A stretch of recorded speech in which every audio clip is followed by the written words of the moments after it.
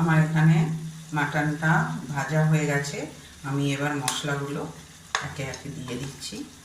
এখানে হলুদ দিলাম প্রথমে, তারপরে লঙ্কার গুঁড়োটা দিলাম, নুনটা দিয়ে দিলাম আমি নুন, এরপরে আদা বাটা আর জিরে। মশলাটা আগে মাখিয়ে নিই, তারপরে আমি আপনাদের সামনে ফিরে আসছি।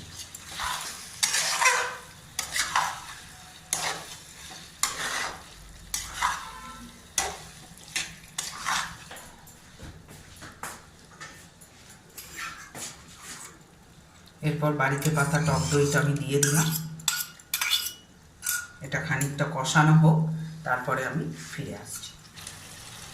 এরপর আমার এখানে যে মাটনের স্টকটা আছে সেটাও আমি এখানে এবার দিয়ে দিলাম। আমার এখানে মাটন রান্না রেডি হয়ে গেছে। একদম এটা খুবই চটজলদি হয়, আর সব মশলা সাধারণত প্রত্যেকের বাড়িতেই থাকে। আর এটা রুটি, নান, পরোটা, লাচ্চা এইসব দিয়ে খুবই ভালো লাগে, ফ্রাইড রাইস। আর এই রেসিপিটা যদি আপনাদের ভালো লেগে থাকে তাহলে প্লিজ আমাকে অনেক অনেক লাইক, সাবস্ক্রাইব করে আমার পাশে থাকবেন। নমস্কার।